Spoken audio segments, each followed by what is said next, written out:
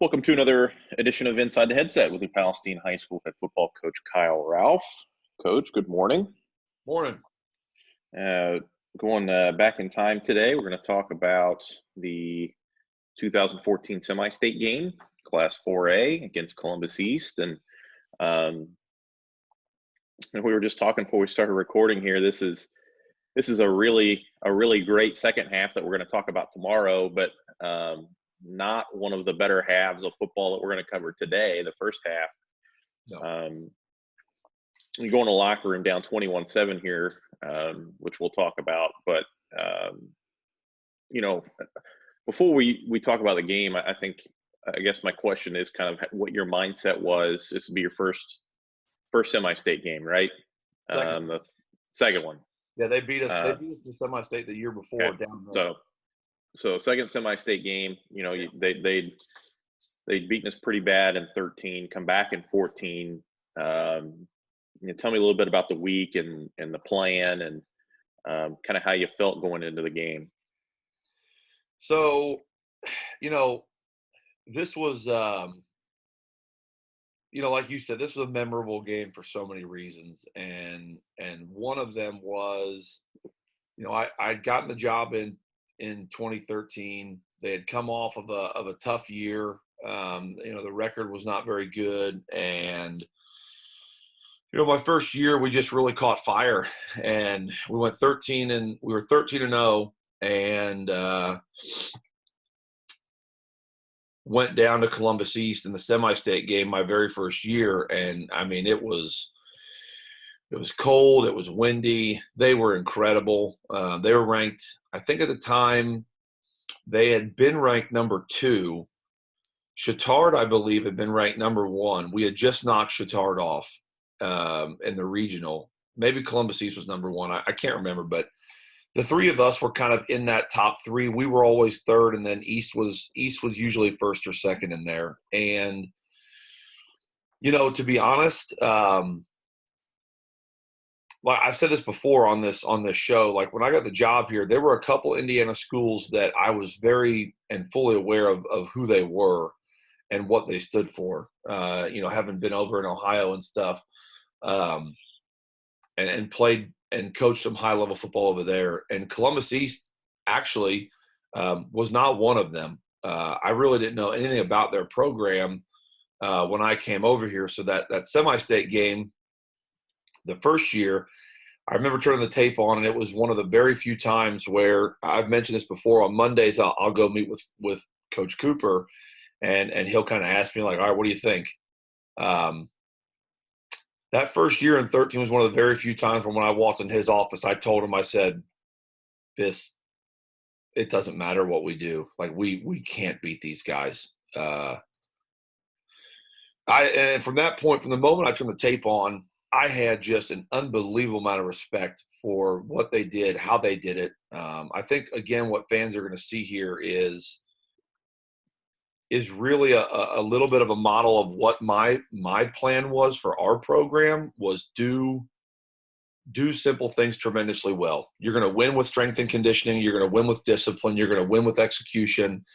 And Coach Gaddis does that as well or better than anybody you're going to find. I've got a lot of respect for him. Him and I have developed a really good relationship from this point forward. And we went down to that first year, and I mean, they absolutely beat our brains in 2013. I mean, I think it was 49-14, and we scored late on kind of a, let's put up a prayer type touchdown deal. I mean, it was brutal. And so, really that was kind of one of our things. We brought back a lot of kids from that 13 team coming into 14. And it's funny because this game was almost like 364 days in the making, like you were waiting for that 365th day to get back to this opportunity to play these guys. And we knew we were really talented in 2014. There's obviously a lot of things you got to take care of business. We had just played Roncalli, who was a really good team, and our sectional in 2014 had kind of like a Cinderella out of nowhere team in Beech Grove that had a bunch of really talented kids that we had taken care of. It just almost felt like, I know Alex spoke a little bit to this as well, but it almost felt like a lot of that stuff to our kids was just a formality to get back to this moment, like to get to get back to Columbus East and have an opportunity to redeem ourselves. And I've said this many a time, and I have no bones about it. One of the major motivating factors for me and for our program early on, when you're trying to become great and you're trying to become one of the elite programs, the only way that you can do that is by beating the teams that people consider to be elite or people consider to be the best. And you can't make a claim to that until you accomplish that, and for our program, for me personally as a coach and where we needed to go, Columbus East was our standard. At that time, I really didn't think you were going to find a much better team in Indiana. That 13 team that beat us that bad like that, we were a solid team. We had gotten hot at the right time, but I think that 13 team could have competed with anybody in Indiana, period. I think that 4A team they had that year might have been maybe the best in the state.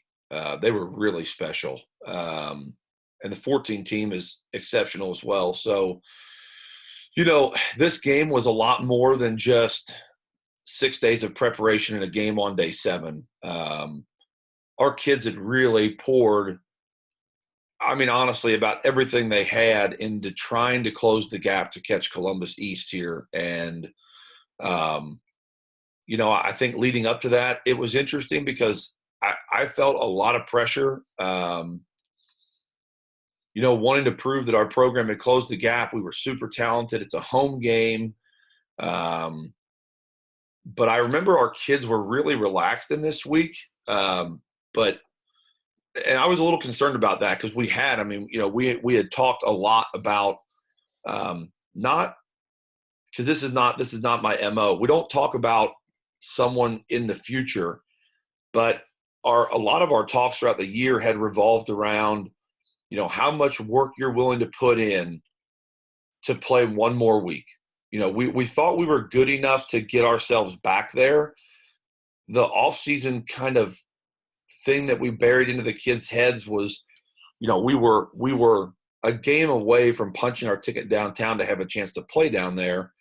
How much work, how much effort are you willing to put into this to buy yourselves one more week to play football? If we can get back to that point. And, we had we had a great offseason. We'd had a great year. We stayed very healthy. But the lead up for this game was just, it was one of those, a 19 Cathedral thing where, like, preseason people had already been talking about this and discussing, like, oh man, with all that both these teams have coming back and the machine that Columbus East has been, and, New Pal's the up and comer, like, if this game happens again, like, oh my God, they should just make it the state championship and tell the team from the North, don't worry about it. Like, there was so much buzz about if this game happened. And then obviously when you realize how good both teams were as the playoffs hit, you kind of knew it was coming. But man, it was a wild week. I do remember that. There was a lot of pressure, a lot of intensity. And we got our opportunity to try to prove that we belonged. And we don't play super crisp here in the opening half of the game. I think a lot of that was some of the nervousness that our kids hadn't displayed throughout the course of the week, where they were just creatures of habit. It was just a repetition thing. I think some of that comes out a little bit in the first half here. We had never seen a crowd like this and played an environment like this ever. That when you walked out for this game, first of all, it's mid-late November. It's absolutely pitch black outside. It's freezing cold. It had snowed essentially the entire week. We'd had to shovel snow off of the field, and you walk out there and there are there are bonfires and there are fire pits and there are cookouts going, and the whole field is lit up and there's fans. I mean, literally standing in every single crease, corner, and crack of our stadium for this entire game. We brought in like random bleachers to put in the end zone just to have people be able to sit if they couldn't sit in the stands for, to accommodate fans and stuff. And I think some of that crept up on our players a little bit early on. I mean, this environment was absolutely wild. We had people, I mean, you said you came to the game. I didn't know that, but Yeah. I mean, I had coaches from around the state texting me about, trying to get coaching passes for a semi-state game, which doesn't happen. You can't do that. And I mean, we had kids in, Avon jackets, Brownsburg jackets, Eastern Hancock jackets, Greenfield jackets. I mean, there were players from about every school you could imagine in the Indianapolis area that came to watch this game. It was just a crazy environment. So anyway, that was a huge buildup to all that. But I think the backstory is really important here, because this really is something that for our kids and for our program, we worked exceptionally hard to try to catch what we felt like was one of the very few elite programs in this state. I mean, we wanted to be part of that rare air, so to speak. And, it's a huge compliment to them. And really the chase doesn't stop. The great part about this is we have like a 4-year stretch here with Columbus East where we just battle back and forth. And they're a bigger school than we are and all that stuff. And they moved up to 5A when we moved up to 5A and all those things. They were going anyway because of the size of their school. But, we end up having a 4-year stretch here where the road to get downtown essentially goes through one of the two of us. They won the state championship in 13. We won it in 14. We beat them in 15 at their place and ended up being the state runner-up. They beat us at our place then in 16, and then they ended up being, I think, the state runner-up that year. It was just an incredible, you don't know those things then, but it was such an amazing 4-year series between these two schools, and you're going to see kind of the starts of this here. It's just a really amazing game for a lot of reasons and really memorable for a lot of reasons. But yeah, the week leading up to this was super intense.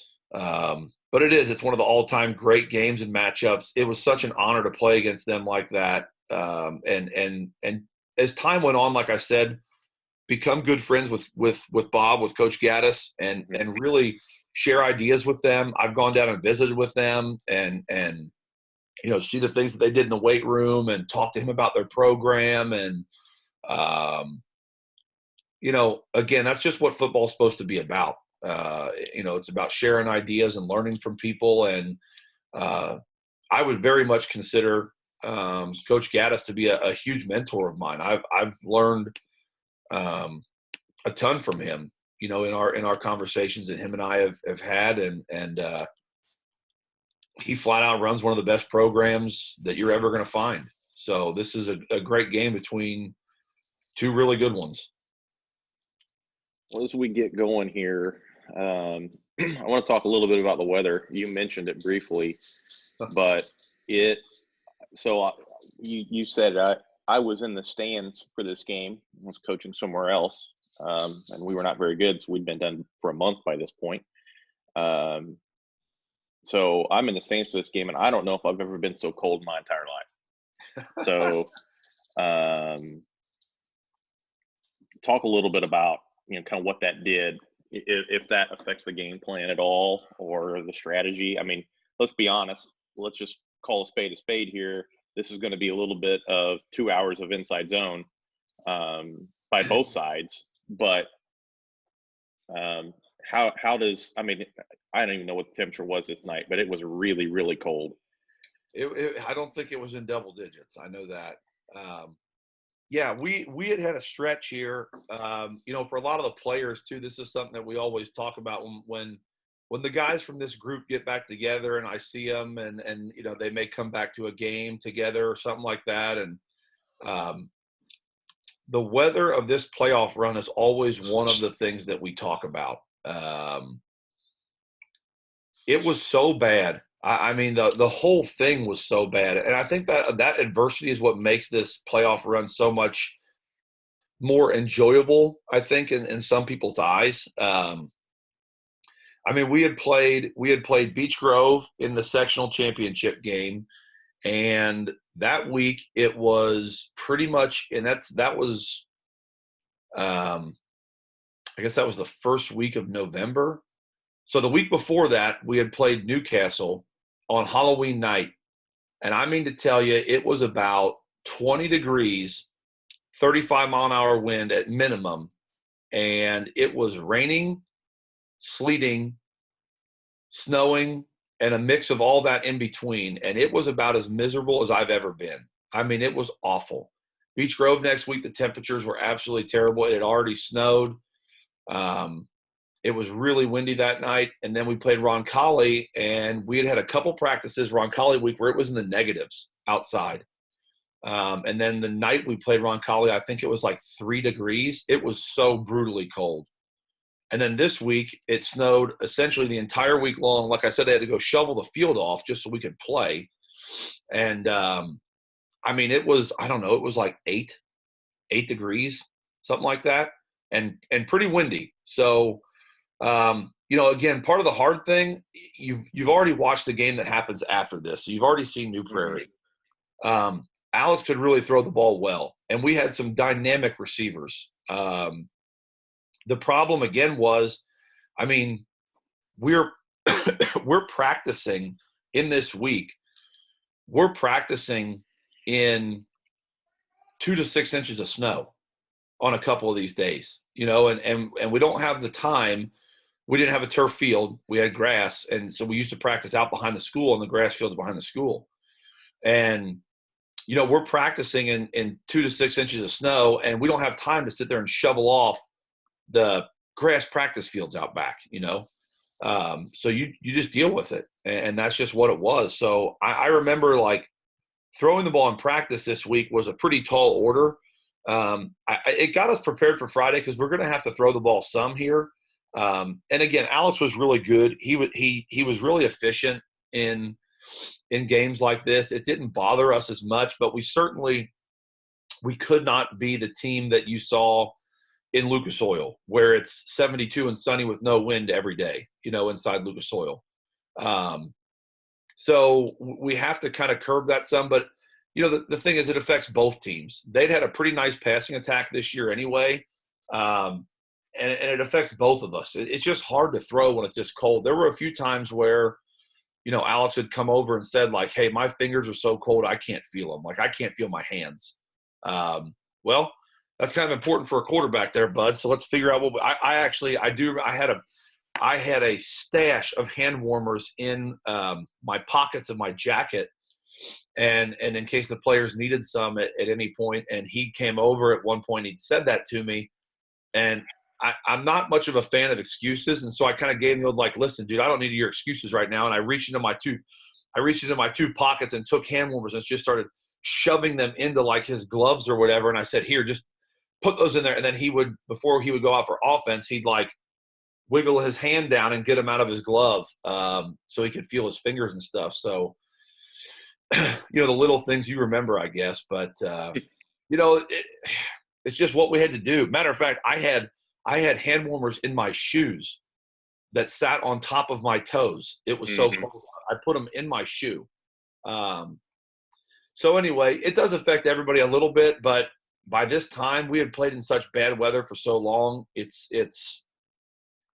is what it is. I will say this though, and one thing I've probably overlooked, and this is something I believe strongly, and you mentioned it, and to couple the things together, I'm obviously an offensive lineman, you know, and I believe really heavily in the run game and stuff, but I think that pairing together what you said, this is why in these Midwestern states, you have to be able to run the football if you're going to be a state champion, in my opinion. you need to be able to run the football, and you've got to run it effectively. Not that it's got to be the best thing that you do, but if you're an air raid team in Indiana, Ohio, Illinois, Michigan, et cetera, Pennsylvania, it's going to be a struggle. You've got to get really lucky with weather if you're going to try to win a state championship, in my opinion.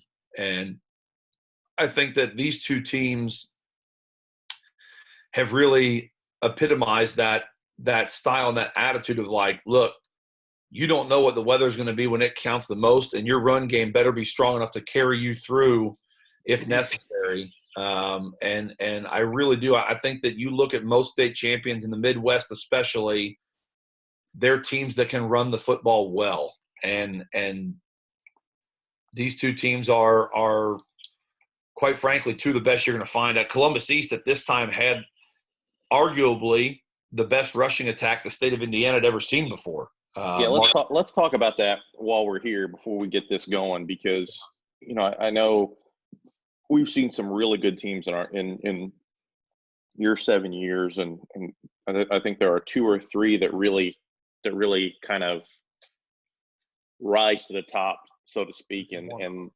this offense is a monumental challenge for our defense. Yeah. Which is a really, really good defense. Let's be honest. I mean, we've got a lot of really good players over here. Yeah. But there's some dudes over here that we ain't got, and one of them is this young man right here. So I'll let you kind of talk about them for a little bit here. Yeah. So, like I said, this is going to be one of the best rushing offenses the state of Indiana has ever seen, and it really depends on what you want to say and how you want to cut it. I mean, obviously, I think that our program has some claim on that. You've probably got Warren Central's program that had Darren Evans on there that broke a bunch of those initial records running kind of the triple option stuff. So, they do that. They do that by essentially sharing the wealth. I mean, that offense was spectacular in regards to running the football, and the crazy part about this, and this goes for some of the things that Charlie's been able to accomplish as well in the last couple of seasons with us, where you would put his name without question in some of the greatest seasons to ever happen in the state of Indiana running the football. But the thing about Markel was he had played for them since he was a freshman, and we go down there in 13, and he looked incredible on film. You get that he's a talented kid, but you don't understand how strong that kid was until you see him walk out there, and you see what his legs and his trunk and all that look like, and you were like, oh my God, like, come on now. How are we supposed to even tackle this dude? We were so ill-equipped for 13, to be honest. I mean, they had a program, they had a culture, we had a team, and there's a big difference in those things. And he was so good and so well coached, and that is going to be a big factor for us in this game. Is as a coach, especially, I learned a lot from the loss in 13 and kind of going over and agonizing over that defeat a little bit. We're going to put a different game plan in for this game here that I think is going to help us out a ton. But he, to this point, had played 13 games, and I think he had like 3,200 yards rushing at this point in the season. I mean, it was insane. It was absolutely insane. And he ends up getting like 150 something on us here. I can't remember, 170 something on us, maybe something like that, and ends up breaking the Indiana single season rushing record in 14 games. He didn't even get the 15th because we beat them here. I mean, I would think that they would have probably done pretty well against New Prairie also. I mean, that kid conceivably could have run for 3,600 yards in a season. He just didn't get his 15th opportunity to do it. The thing about that, though, was they were very similar to us in the fact that he almost never – I mean, I think in 2 games he actually made it into the fourth quarter to play. He was pulled at halftime, similar to our guys. Like Mm-hmm. the season that Charlie had the 3,300 yards and almost caught Markel's record and all that stuff. Maybe Markel had 3,500 yards. I think it's 3,500. So he could have had a 3,800-yard season. The year that Charlie ran for 3,300 in 2018 and had 70 touchdowns, he didn't even play after the second quarter in like 6 or 7 games that year. He only played in the fourth quarter leading up to the state championship game. He'd only played in the fourth quarter like 3 times, 2 or 3 times maybe. So when you looked at what Markel was doing, I mean, he had a couple games where he was at 300 by the half and like 8 touchdowns or something absurd. And you're like, oh my God, what in the world? He was such a talented player and a super humble kid.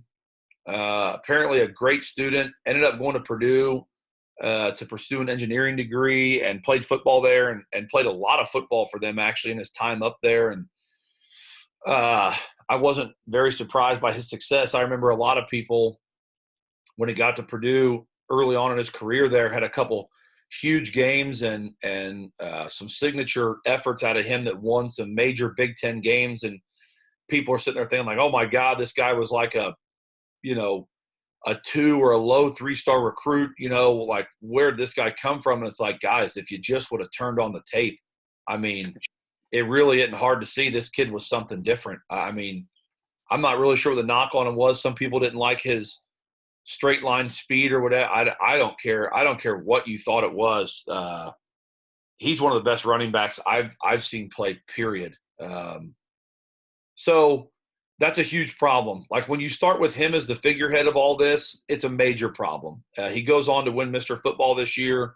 In my opinion, he was without question the best player in the state of Indiana.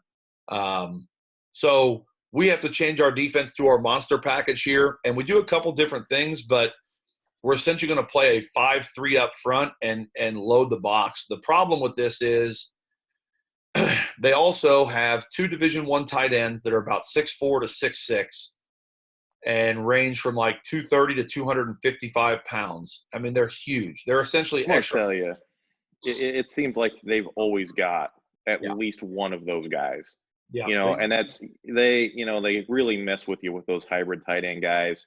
They'll get in their double tight set to add gaps on you, and they'll just run inside and outside zone at you because they know you don't have anybody that can hang with those tight ends, and it just is. I mean, it's death by a million paper cuts with some of those tight ends that they've had over the years. It's death by 8 yards of carry is what it is. So they've got two major tight ends, both of which were great players, and I think both of which ended up becoming first-team All-State at some point in their careers here. The real key to all this then was their offensive line was spectacular. Their 2013 offensive line, in my opinion, was just a tick better than this one. They graduated a really nice player off of that group that I thought was, again, under-recruited. But this offensive line that you're about to see for them here, I think ends up churning out 3 All-State players and a young version of what is going to be probably the best offensive lineman. Again, it sounds silly, I've said this now, but probably the best offensive lineman I've seen in high school. And that includes some major Division I kids from back in Ohio that I've coached against. The kid that they have, I think in this film, he is a sophomore. He ends up going to IU, and I remember IU's coaches called me about him because we played against them so much. And I said, guys, I'm just going to tell you this right now. If you don't offer him, you're just stupid. And that sounds ridiculous to tell a college coach that, but that's what I told him. And I said, if you somehow get him, it will be the biggest steal that you've had. And they got him, and he ended up going down there and starting as a freshman. I mean, he was an absolute animal. So he's on this group as a freshman. And they've got, like I said, a pair of other All-State players in this bunch as well. And I mean to tell you, they are big, strong kids. And that was a big part of us trying to close the gap is, like I said, they had a program. They had a culture. They had an established weight room culture. We had 1 year. We were a team. We'd had 1 year of our off-season program to try to get us actually a half of a year. We had about 6 months to get us ready for that first year. So, going into a game like this, they had a Division I receiver out there on the edge as well. I think he went to committed to Air Force, but then decided to stay close to home or something maybe, and went to a smaller school. But anyway, gosh, there's a lot of talent out there. And again, they're so tremendously well coached. Mm-hmm. It's not like there's just talent aimlessly running around the field and they're relying on talent to win. They are exceptionally well coached. So it makes their talent even greater. And that's where, again, we had to close the gap and catch them as a program. So, yeah, that first drive, we do a really good job defensively. We force them into throwing situations, which they don't want to be in, and we get them to punt. And I'm going to tell you this right now. This is going to sound absurd. After they beat us that bad in 13, the cheers and the excitement from our sideline and our fans just forcing them to punt. It was almost an instantaneous, okay, guys, we've gotten better. We can do this. Like, we're a better team. I don't think they punted in 13 once. I don't know if they punted the ball once. So just even stopping them was big in and of itself, which was really crazy. But at this stage of the game, I'm going to take it. I'm going to take anything we can get here. So pretty good field position to start, and you talked about their offense, but it doesn't really get a lot easier on this side either. I mean, you know what they're going to do. They're going to play their 4-man front. Probably either play their 4-2 or play a 4-3 to look kind of like this. They're going to play cover 4 behind it, and they're going to do it really, really well with some really, really good players. Yeah, so their defense was exceptional, and as much credit as their offense got, again, they were very similar to us. Their offense and Markel and their stats and stuff got a lot of the credit, but their defense was absolutely phenomenal. It was it was a shame. It was interesting going into this week. It really is a shame. It's a better story because it ended up remedying itself and got taken care of. But again, one of their best players and really one of the most technically sound defensive players we've played against. Not the most talented, but definitely one of the most technically sound. Their all-state defensive tackle going into this game, I believe the week prior, I think he might have had to sit out the week prior or that was his final game. I can't remember which it was, but I think he had to sit out. He had been having some problems, like some headaches or something, I guess it was, and some dizziness as the season went on. And they ended up finding out after some tests that he had a brain tumor.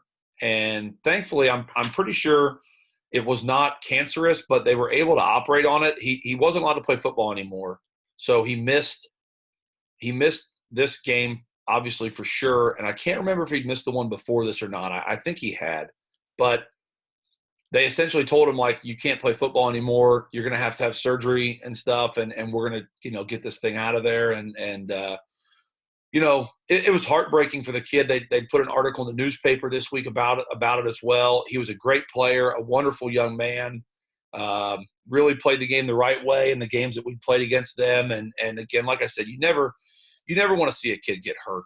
And knowing that it was an off-the-field injury and an ailment that took this kid out of the game was really a shame and really sad. But the good news was he was okay, and he ended up accepting his scholarship. He's a Division I kid. He ended up accepting the scholarship to Indiana State and went down there. But he's not even on the field in this, and you can't replace a kid like that. But it almost feels like they just plug another one in. They just got here comes another D lineman ready to go. That's really, really good. So, Yeah, I mean, like you said, they're pretty much going to run what they run. They're going to play a 4-2-5, and they're going to come after you, and they're going to be really disciplined and really sound. They're not going to make mistakes. They're going to essentially make you beat them, and they play cover 4, so very similar to Center Grove and how they play things. The ball's not going to get over their head. You have to earn the yards that you're going to get. The thing about this group too is they had, again, not maybe the best player ever, but they had probably the most productive Mike linebacker I've ever seen. He played for them since he was a freshman. I think he had over 100 tackles a season, and in this year he had like 150, 160 something tackles. But he was about 5'10" and weighed about 185 or 90 pounds, but he could just find the ball. And that's a big problem for our inside zone when you've got a kid like that that's got a nose for the football, just sat right in the middle.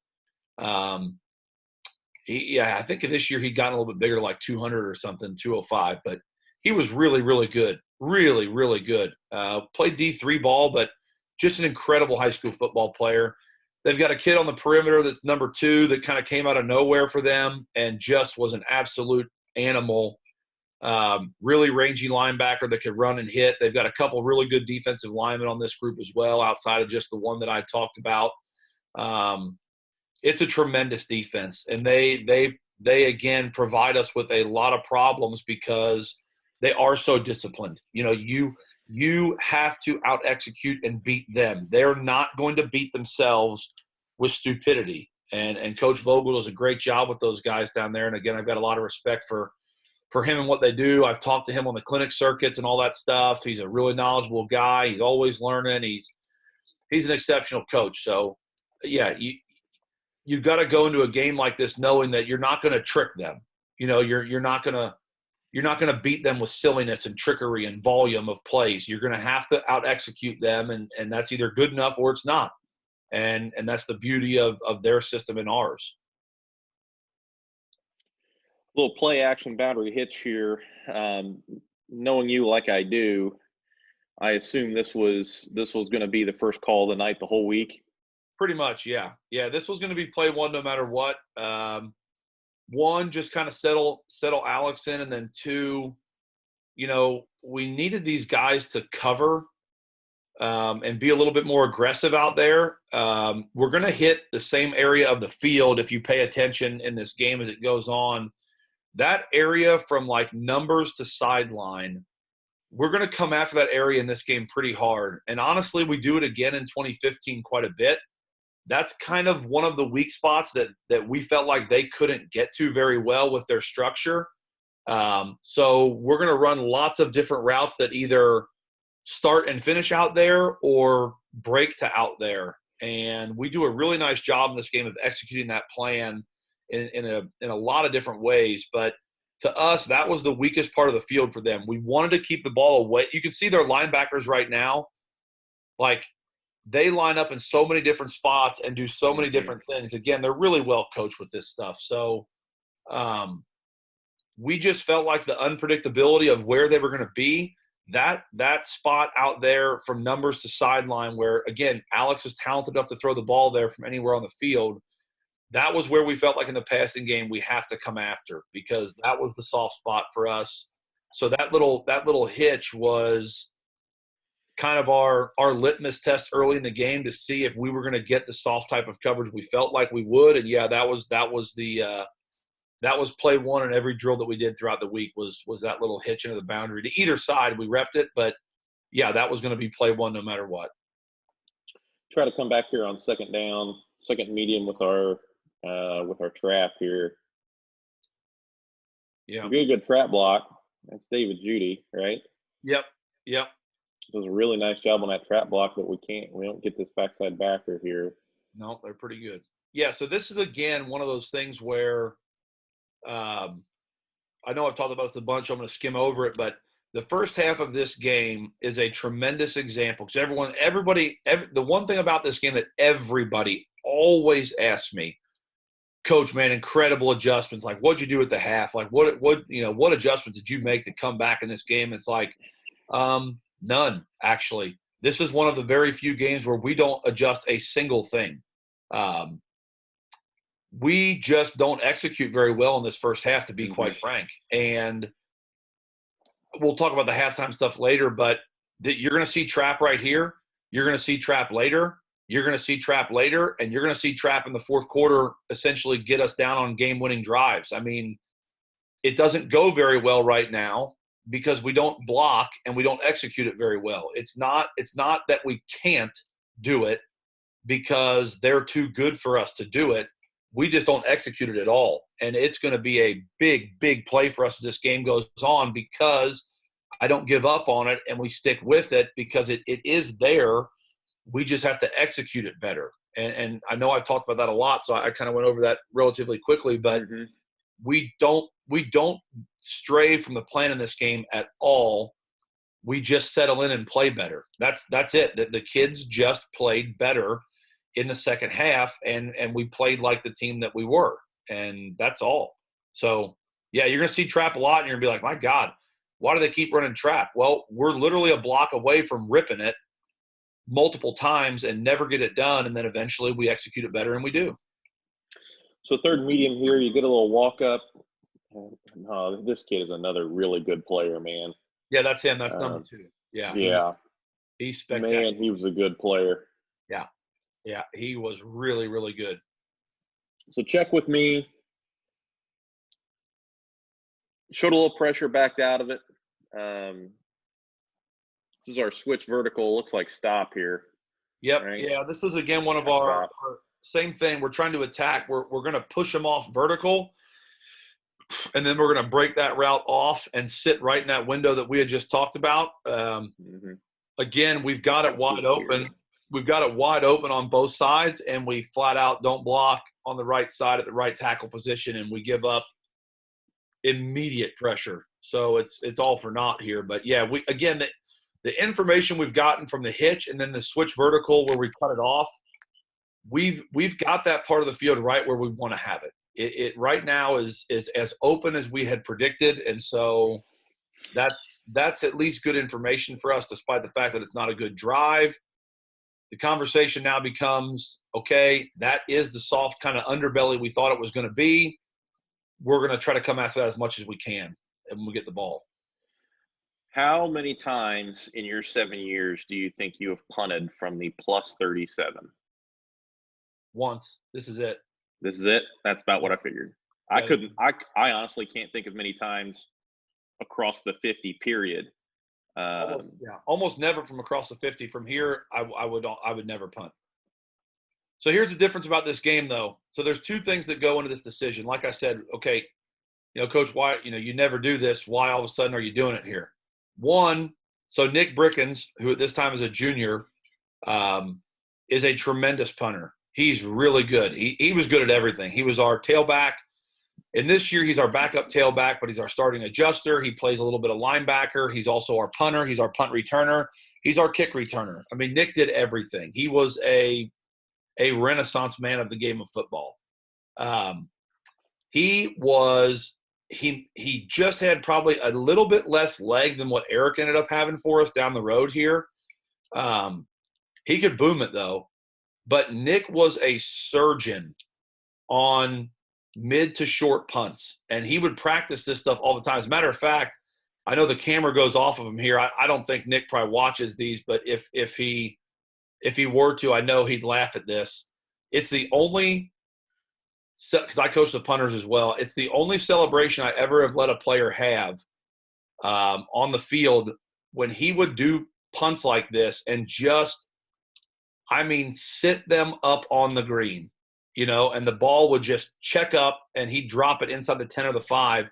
He would do this little Pat McAfee's like golf shot thing that he used to do when McAfee used to hit those punts that would check up and sit. Nick would do like a little gather up and then a little chip shot type thing when he'd sit one in here tight. So he was really good at this stuff, and you can see he puts this one down like the 3-yard line here.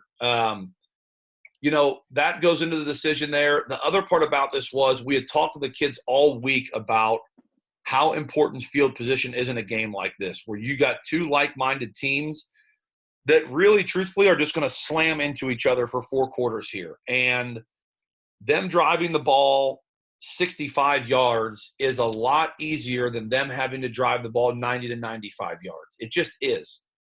And we felt like if we could get into a seesaw kind of field position game, that it would bode well for us. It'd be a lot better. Now, that doesn't really pan out well here in a second because they absolutely launch a bomb on us here in a minute after we get a bad call. But that was kind of what we were shooting for. Honestly, is we were going for trying to play that field position game and get that in our favor. And well, we've executed it well right now, but it's not going to go great here in a second. Here's, in my opinion, and we've talked about it a little bit, but here's where they really start killing you. When they can put those 2 big tight ends, stick them on the end of the line of scrimmage. You've got Markel and the bigger body fullback type kid back here. You're in trouble. I mean, you've got all these gaps to cover, and it gets pretty gnarly pretty quick. They actually run it with Markel leading on that one to the other kid, but this just causes people fits. Yeah, and again, here's the thing, and I know we've talked about this as well, but like, I love talking to Bob, and I've gone to Bob's clinic talks and listened to him as well. I've gone to, I think one of my favorite moments is I went to one of Bob's chalk talks one year at a clinic. I'm glad you're telling this because I was going to if you didn't. Yeah, and the great like, so again, Bob and I are not people who are ever going to sell ebooks or anything on our offense. Like, you want a bunch of lines on a paper? Bob and I aren't those guys. It's not. You're going to get what you get, and what you're going to get is is going to be 12 or 22 personnel and the ball rammed right down your throat for 4 quarters. And if you don't like that, well, you might as well go ahead and get back on the bus because it's coming until you can stop it. And it's a thing of beauty to watch. And it's inside and outside zone, a little bit of quarterback inside, outside zone, and vertical passing game. And if you can't handle that, then they beat you. And that's why Bob's won, 90-something% of his games down there, because they're just so daggone good at it. And the clinic story, they asked him to speak at one of the clinics and do a chalk talk one year. And I've done those before, and they're fun. Our offense is maybe a tick more versatile than what theirs is. I mean, they keep it pretty exclusively to zone and a little bit of other things, some counter stuff maybe. But I wanted to go watch because I'm always trying to learn, and I wanted to see if I could pick up anything from him. This was after our rivalry had kind of been established as well, and this was just a year or two ago. Yeah, a couple of years ago, yeah. And I went in there and said hey to him, shook his hand. We talked a little bit, exchanged some niceties and stuff, and I told him, I said, hey, I said, do you want to tell people before this thing starts, or do you want me to tell people for you that this is going to be the worst chalk talk they've ever been to? And he starts cracking up laughing, and I said, what are you going to do? I mean, 1st and 10 scenario, inside zone. 2nd and 4, inside zone. 3rd and 13, inside zone. 4th and 2, game on the line, inside zone. I said, what are you going to wow these people with? What are you going to surprise them with? And he started laughing. He goes, well, what would you surprise them with? I said, a little bit of inside zone. Yeah.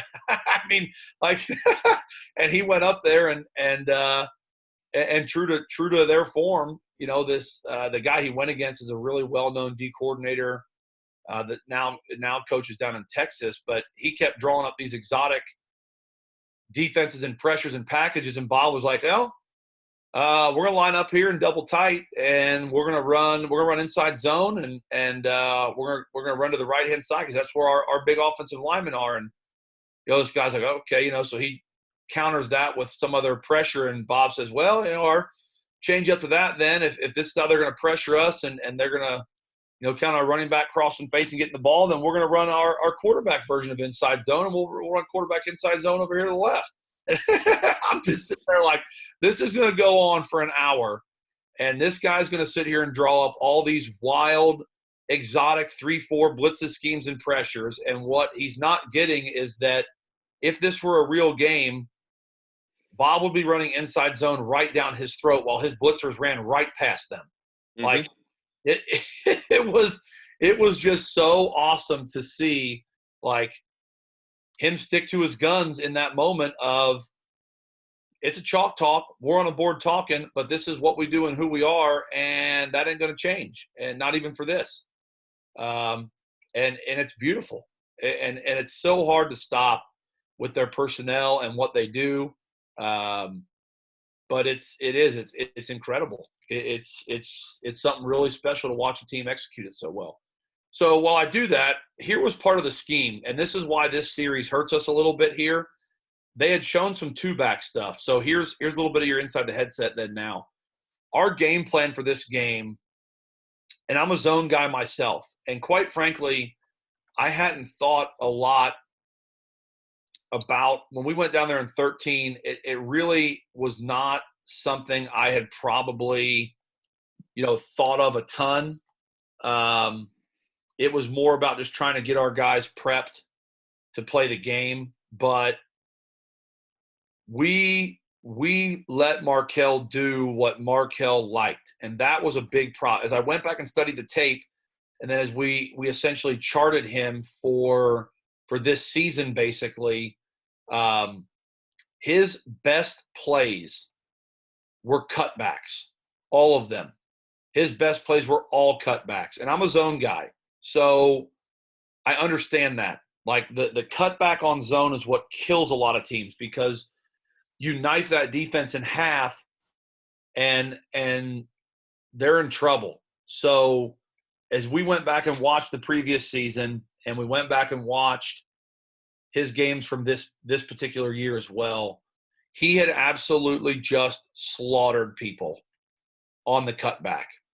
He was still a good front side runner, but the thing that was different was he wasn't great side to side. That was probably his only real downfall, is laterally he lost a little bit of what made him great. His greatness was well, actually a little bit like Charlie, was shifty shortcuts in the box that you don't expect a guy that size to make. And then the power he displayed with those cuts was incredible. I mean, he could be dead stopped, jump cut, and reaccelerate and just plow you. It was very similar to what Charlie could do. Charlie was a little bit better front side back than Markel was, in my opinion. Markel was maybe a little bit better backside cut back than Charlie was. So it really ended up becoming similar to that. So our plan was we were going to slant at him every time. And essentially, because again, like, you're using their coaching against them. I know how zone is supposed to be coached, in my opinion. There's 1,000 ways to do it. I'm not being arrogant in saying that. I know what their reads are, though, and they know what our reads are as well. I know what they teach their running backs. They know what we teach our running backs. There aren't any secrets there. When you play teams that are well coached, you can do some things to trigger responses from their players, because their players have been coached properly on how to do certain things and what your response is. They provide a stimulus to their players. That stimulus triggers a response. If you know the stimulus, you can get the response you want from their players. So his read should be our nose guard. And if our nose guard goes to where Markel is supposed to go and plays to where he's technically going, he gets the cutback lane he wants, and he kills people. He kills people with that. So this entire game, we essentially only call one defense. That's it. And it is strictly a slant to Markel, so that when he sees that stimulus in his face and our nose guard goes to where he is, he now gets the response of, that's not a cutback. I have to put this ball in the front side A gap at least. And that was such a huge change for us from 13 to 14 in this game. We didn't give him the cutback lane that he thrived on and made him keep the ball front side simply off of scheme. We made him stay to the front side of the play and didn't allow him to get the cutback lane that he wanted. And, that is a very simple but very big part of planning for games like this. And you might think, well, that it just seems so simple. Well, it really is, but you've got to play teams that are well coached, that again, they do these things with their kids, so that we felt like, again, in that scenario, we're going to provide him the stimulus that we know he's been coached, and we're going to get the response out of that we want to help us stop him. And, man, it's huge. I mean, we held him to – on the season, he'd been averaging 12 yards a carry. I mean, think about that. He'd been averaging 12 yards a carry on the year. We held him to like 4.5. And he'd averaged 300-something a game almost, and we held him to, I don't know, 160, 170. I mean, you're not going to stop him. So it ends up being huge for us, and that's what you're going to see here.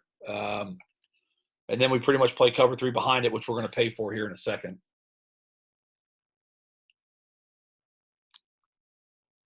Our kids' pursuit is spectacular, by the way. This is that 14 team. I know you guys have seen them play on film already, but that was a heck of a defense. I think up to this point in the season, we were giving up, like, our varsity defense was giving up 4 points a game up to this point in the year. The JV guys gave up a bunch, but our varsity defense up to this point in the year was giving up 4 points a night. We'd had multiple shutouts that got blown by the backups and stuff, but this was a really, really good defense here. We were really well equipped to handle him. Here's the touchdown.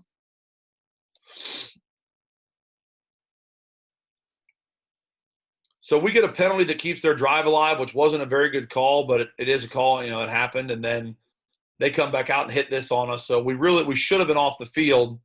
We get a really bad penalty, and then they come after us one-on-one on a post route to their division. I think this kid was the Division I kid here, and he just burns us. So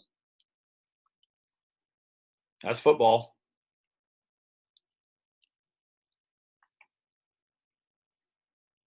The problem then is we make a change there to help us better defend that kid, and then Duke has to go play defensive back for the rest of the nights now on top of 2 of the D linemen playing both ways, a linebacker playing both ways, Garrett's playing both ways. Now Duke's got to play both ways. Nick's playing like time and a half.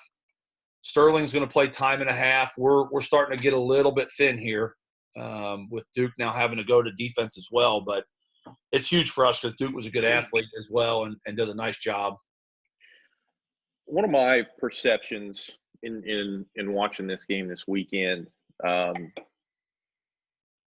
is that there's a lot of in this first half especially, there's a lot of really good field position that gets squandered and wasted. There are a lot of drives here that start outside the 40 or in their territory, and you end up with nothing to show for it. Yeah. Which is not what you want. No, and that's normally not that's not the norm for us either. Mm-hmm. But again, these guys were really good. I think in this season we ended up being ranked like second or third in the state of Indiana, something like that. And we were we're still a 4A school technically, but we're 4A in the actual playoff brackets at this time.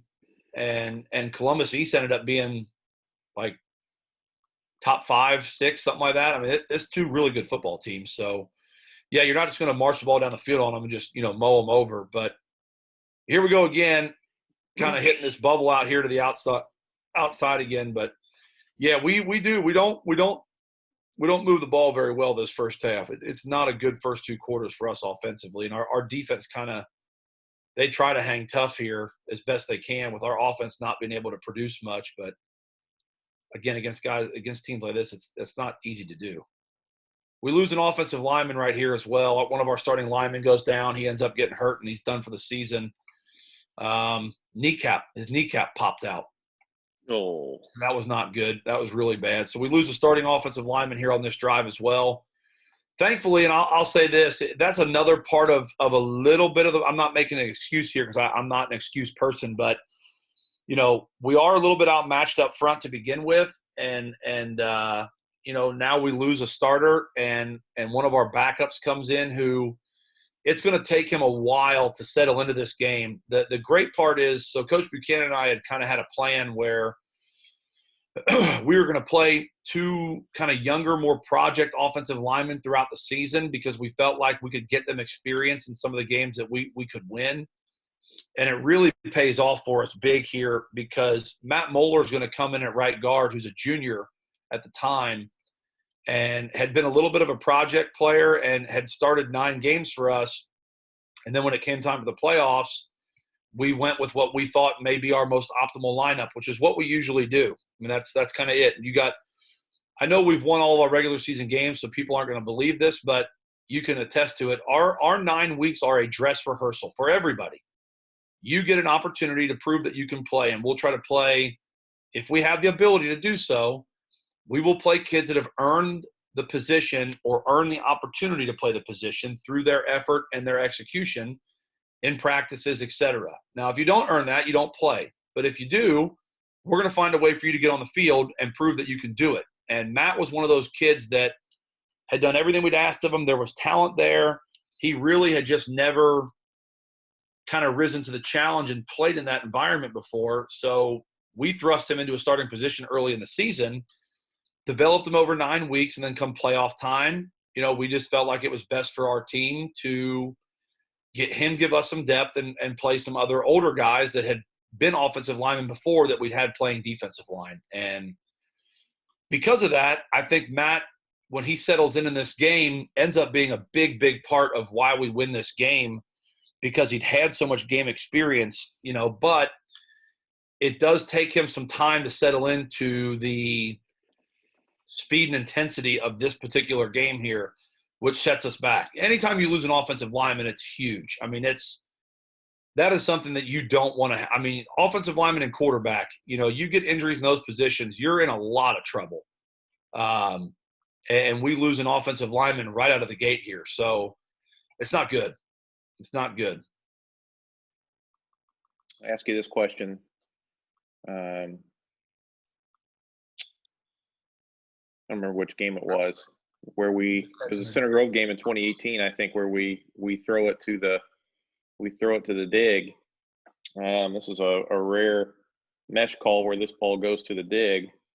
Yeah, Garrett drops it. Yeah, we don't hit this one, but this was actually against their cover 4. We figured the underneath routes were going to get hit by their backers, and this actually was one of you're right, rare, where we'd even said in the pregame, like, or the week leading up, if we get that cover 4 look, the dig is what's going to be there, and it's there. We just don't catch the ball. Mm-hmm. But yeah, this actually was one of the few times we've ever thrown it. But even more rare is in the practices leading up to it. This is kind of what we were actually looking for, and we get it. We just don't hit it. So 3rd and about 6 here. Boy, there's a big one from James.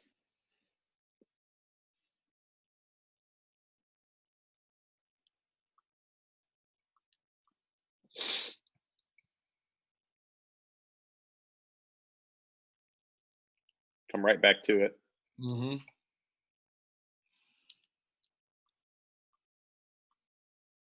Tight end look here. Yeah, this one we had Noah, the big tight end that we would attach every once in a while. He just gave us another good blocker, especially with as big as their kids were. He just gave us another big blocker, changed their surface a little bit, made their 5 techniques bump out a little wider, become 6s or 7s or whatever they chose to play. So it just gave us a little bit different front look, changed the combos up, brought a backer closer so we could actually count him and get him. There's a quarterback zone. Boy, yeah, we're Alex ran the ball pretty close. Alex ran the ball pretty well in this game. We ran the ball pretty well overall in this game, but yeah, he's going to have some key runs later on. We'll make a couple minor changes to the deal.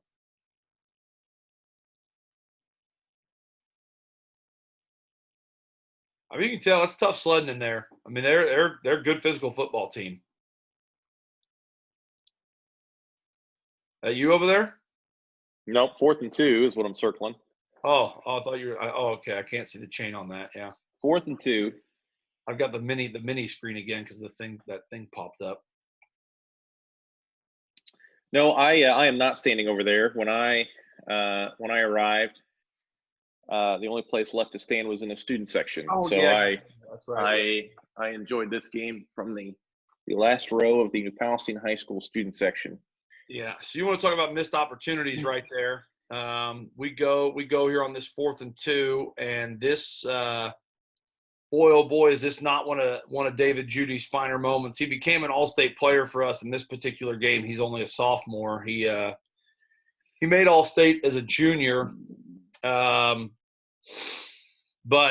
we go with inside zone to the right here, and I don't know how or why, but he thought we had called trap, and you're going to see our left guard go to pull here, and boy, oh boy, is this not supposed to be trap.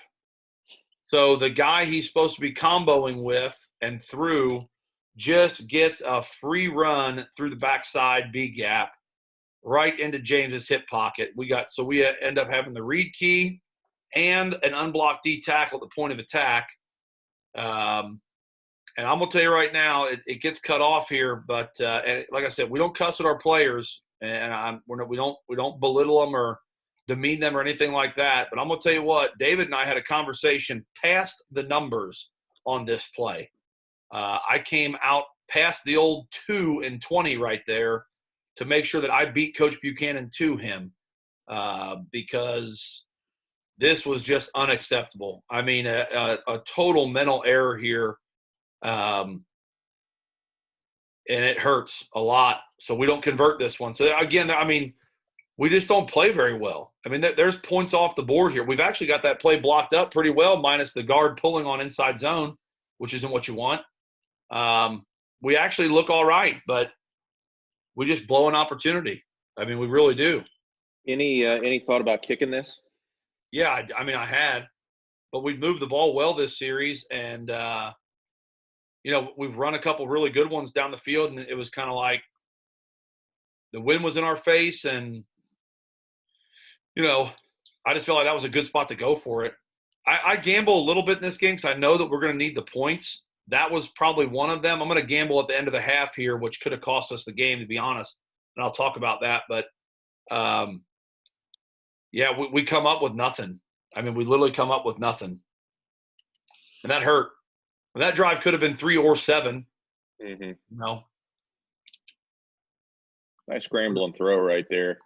This kid is a really good player, too. Yeah, it was weird, too. This kid was you can let it roll here, but this kid was a really good player, like you said, and he ended up getting hurt his senior year.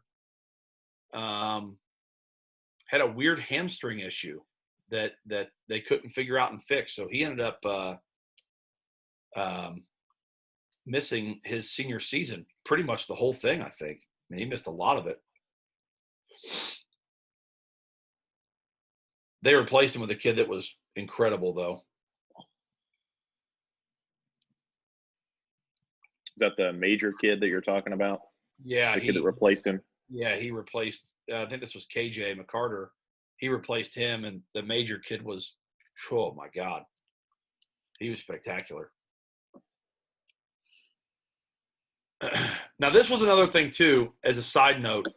The one other thing about Markel that if you were going to try to find something that was maybe a little bit of a chink in the armor, he fumbled the ball a lot.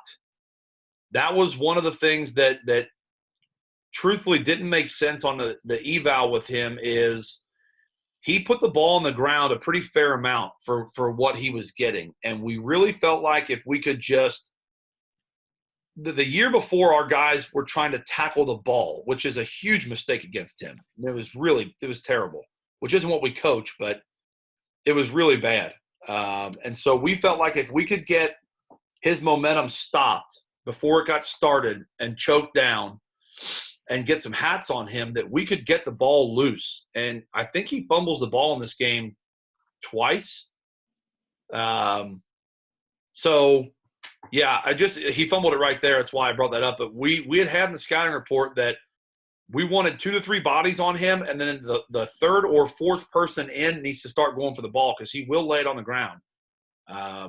Again, it was a small thing that we felt like at least was enough of a weakness we could come after because he didn't have many weaknesses at all. So we tried to take advantage of potentially one of them.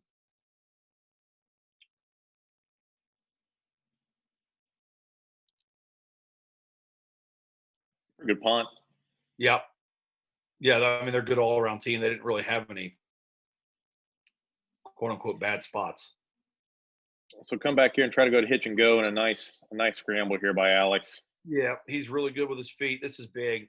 Him in the open field was always one of our best weapons. I mean, he was so big and so talented. It's a great scramble here, and this leads us into a touchdown drive. I think this is the one we march it on down here now and punch one in.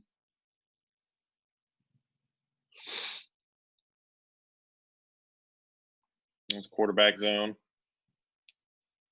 Another good run by him. Yep. One of these, I think it's this one right here.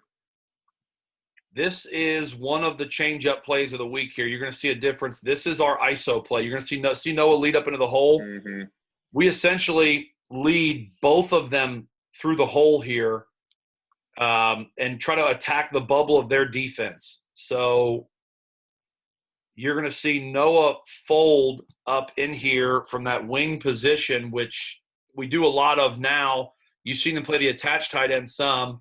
He was a little bit different than most of the tight ends that we've had. So we attached him every once in a while. I just don't like it anymore, so we don't do it. But this actually is our quarterback lead ISO here. We'll run normal ISO as well. That might have been the regular ISO, actually. But anyway, it ends up being a nice little change of pace play for us. We get a couple good little yardage gains off of it. We come right back to it here and only get a couple. But that was kind of our change-up play for the week that we thought we could get some cheap yards out of it at times. Here's the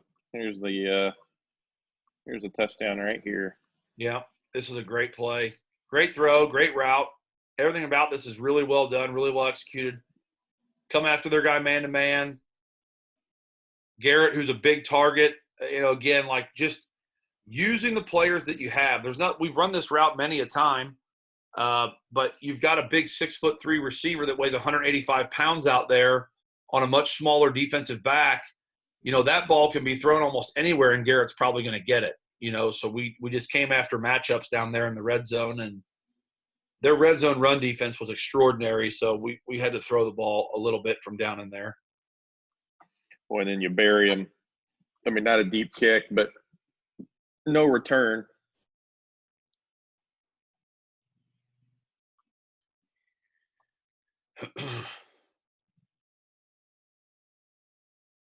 There's quarterback zone from them.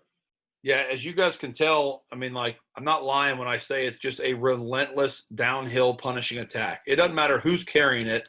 The quarterback, Markel, the second running back, it doesn't make any difference. They are going to impose their will on you, and if you can't withstand that punishment, then you don't beat them. I mean, it's going to be nonstop. We are executing the plan well, though. I mean, you can see it. I mean, you can just let them roll here. They're gonna stick together a drive here, but we're keeping him front side, which is what we wanted, and we're making him bounce things, which is what we wanted. So, in that regard, really happy with this.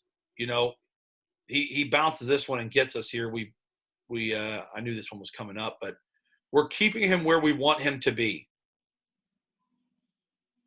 We get a holding that doesn't get called here. He springs this one anyway, though, around the edge on us. But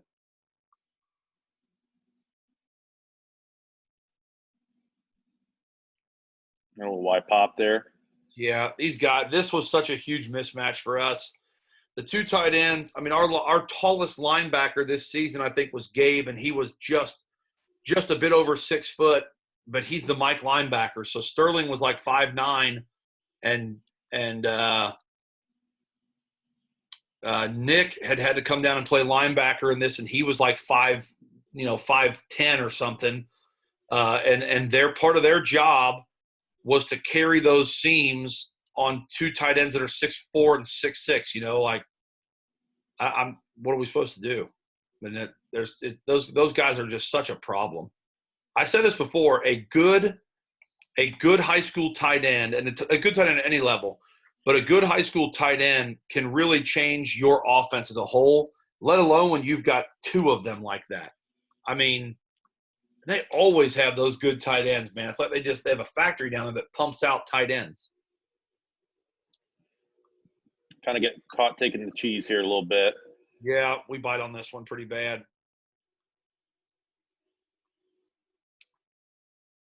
Just a really undisciplined play that we shouldn't have happened. Joe gets a little bit too nosy, and we pay for it. So 14-7. Again, though, that's a thing where we just don't execute. It didn't like they're physically just – it's different than 13. I think, again, like the feel, and I'll talk more about it, but the feel of the locker room when we came in, it was different than 13. 13, they just physically had abused us. I mean, up and down the field, didn't matter what we did. We could have played with 14 guys and we wouldn't have beaten them that night. I mean, it didn't matter. This is different. We're losing because we're not executing. That's totally different than where we were a year ago. It's kind of the same thing. They do the same thing right here on this first play. Again, pretty good field position. The minus 42. They go chase, and Alex gets a nice pull here. Yep.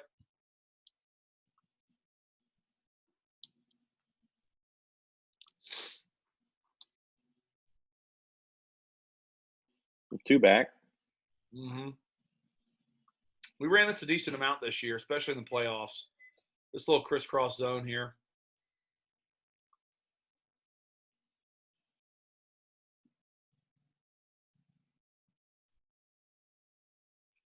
Yeah, we're not blocking very well right now. We had a good series, and now we're kind of back to not doing too well. We get a lot of pressure on this one here. We get two linemen that essentially just fall over, get knocked down. That's never going to be a productive play.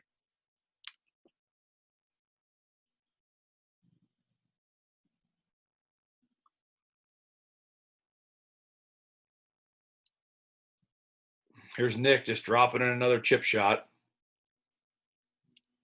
All right, down to the 6.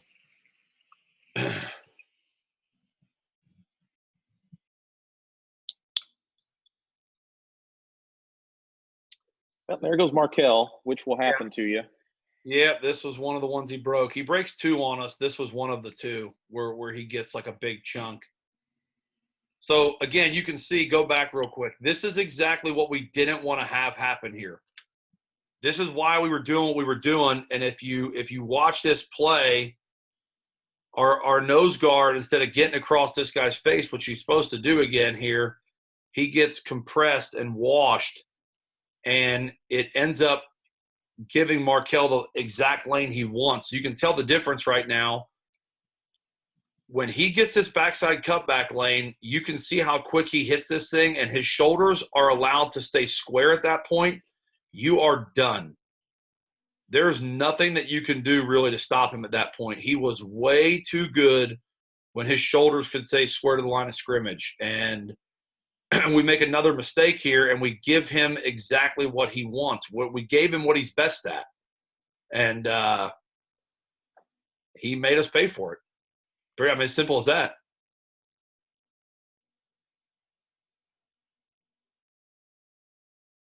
Quarterback zone.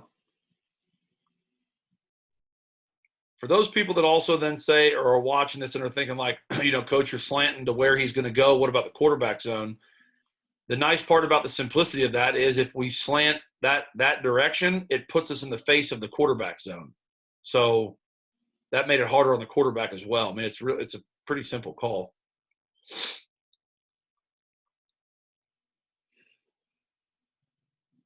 See, you can see him looking for the cutback on this one, like, compared to you can see him trying to put his foot in the ground and get that cutback, and he can't. So he's got to keep it front side, and that's where we want him. And he gets significantly less yards out of this, though they get a good push. Good push and a first down. Hitch and go here. Yeah, this was an incredible catch. This kid, well, okay. This kid's going to be their running back in the next season here. He's a great athlete, but he literally uses Garrett's shoulder pads to vault up over him. I mean, he physically, right here, pushes off of Garrett's shoulder pads and launches himself up into the air. And like you can see, Garrett can't even get off of the ground. And I know I've said this 1,000 times before, but like offensive pass interference just isn't called. It never gets called. And we don't get one here, and they get a massive gainer on what was one of the most egregious offensive pass interferences that we've had ever. But again, why would you not do it? It's not going to get called. You may as well offensive pass interfere every play because no one's ever going to throw a flag. It just doesn't happen. So that hurt. That hurt a lot.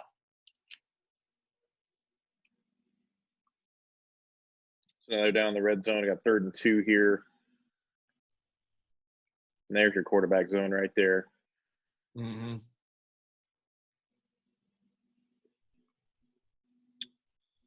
Enough for a first down.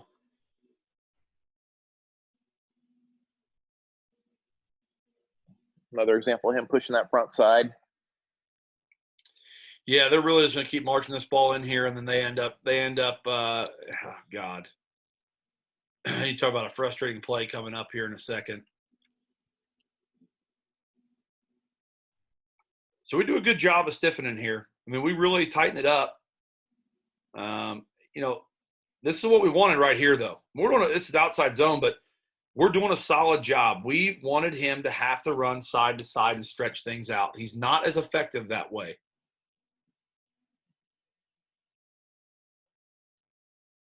We're playing significantly well down here right now, especially with what their offense was. So here's the bad part, okay? We had just – I think it was they had just called a timeout. We had a timeout here. And in the huddle, again, one of our most accountable and responsible players, a team captain, the whole deal. I said, look, they're going to come back because we have such a disadvantage here, and we stopped the run pretty well. They're going to come back, and they're going to run a boot, or they're going to run a Y pop. They're going to do something to get their tight ends in open space against our shorter players here. And we called a defensive scheme that was then – it was as easy as it gets. It was going to be man-to-man. So – Sterling is supposed to just stay with this tight end. That's his only job here, is just cover the tight end and be physical with him so that kid can't get out on his route quick enough that they could hit us on Y-pop or they could hit us on a boot. And the other guys are going to now apply the pressure. So the pressure is going to come from the front 5 while the other 3 linebackers are essentially going to cover along with the defensive backs.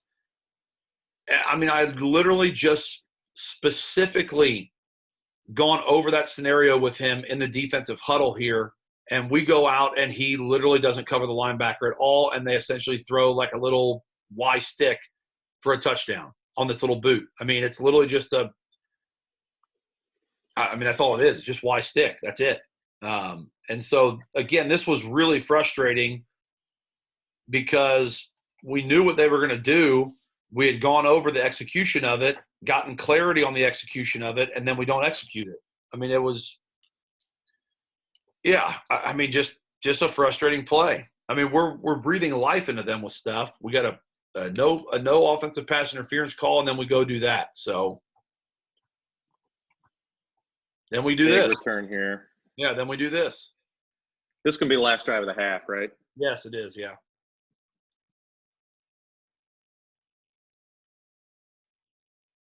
So time is a factor here, and we'll talk about that once we get down here. But what do you think there is when this drive starts? 2 minutes, maybe? There's less than that. Here's our curl concept.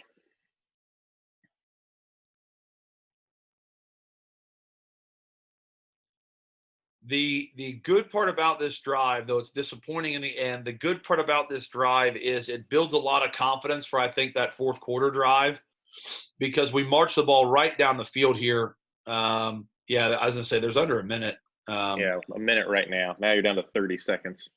So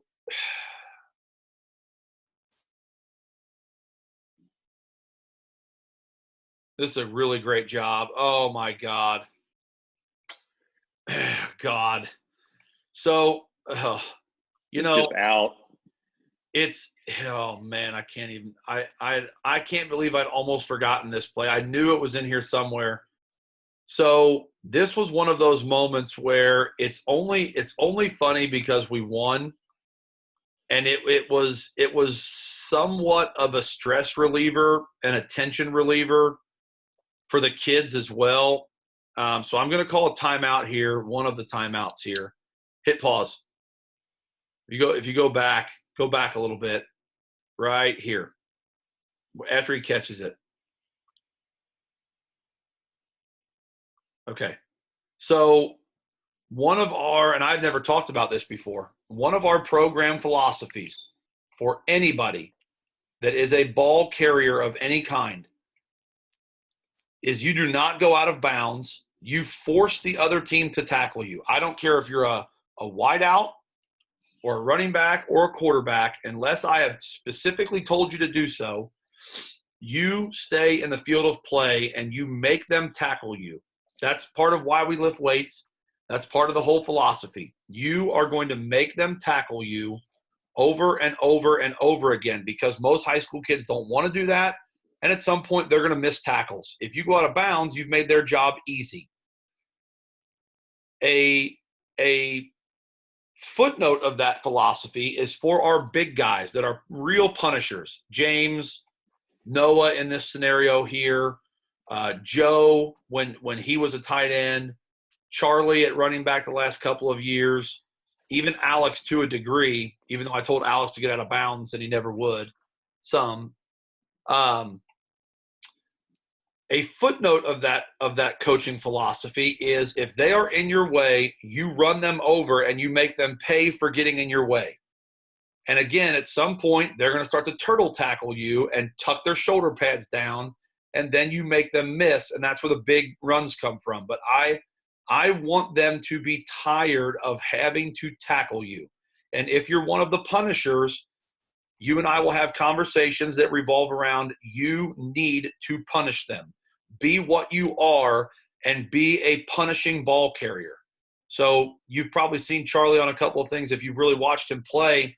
Early in the game, my messages to Charlie were, again, to make them tackle you, and I want you to punish them if they get in your way, because I want them to know that you're coming for 4 quarters or however long you're in the game.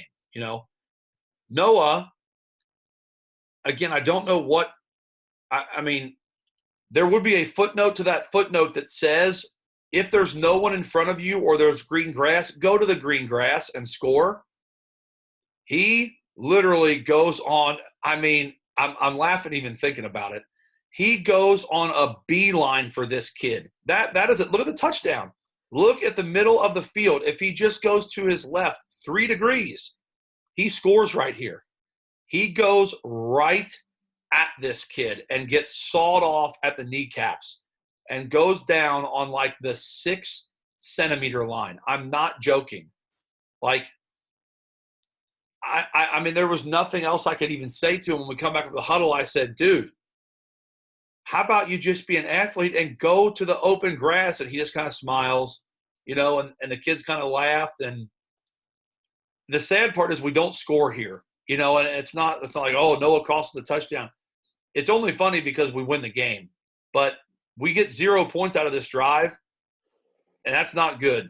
I mean, again, it could have cost us the game here, and I'll talk more about that in a second. I'm not even saying what I did is even good coaching, because really it's not at all. But I'll explain that in a second. But yeah, we get no points out of this drive at all. Nothing.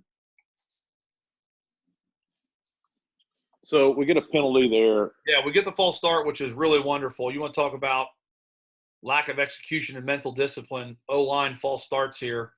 So now we're backed up.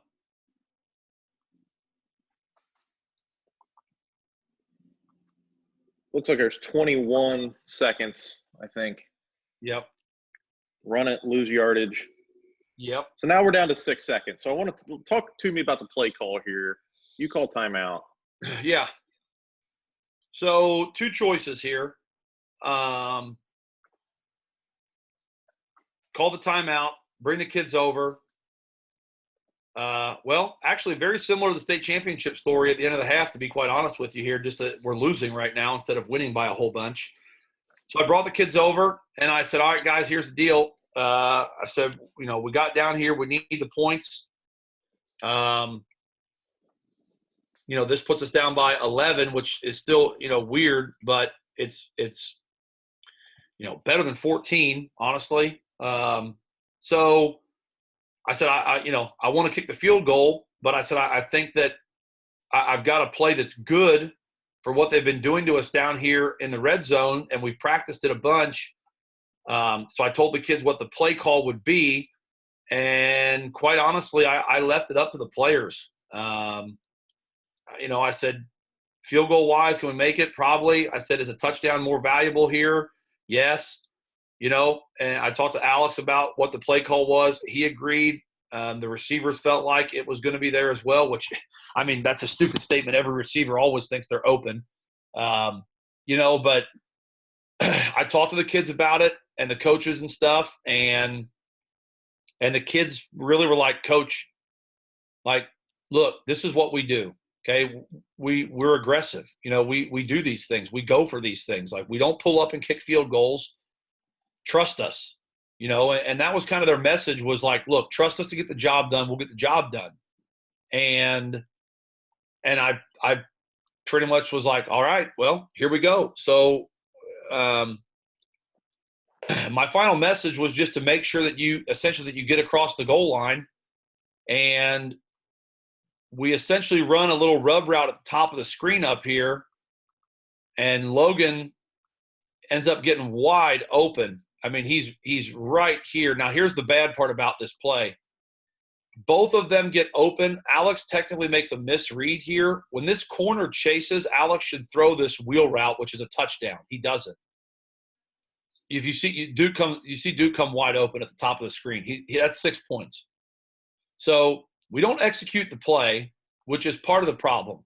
But Alex still makes an incredible throw, and Logan makes an incredible diving catch. And I'm going to tell you what, if that ball was a strong wind away from the chalk being blown for this to be a touchdown. I mean, we are literally a millimeter from the goal line here. How they called this not a touchdown, I don't know. You could argue either way. I get that.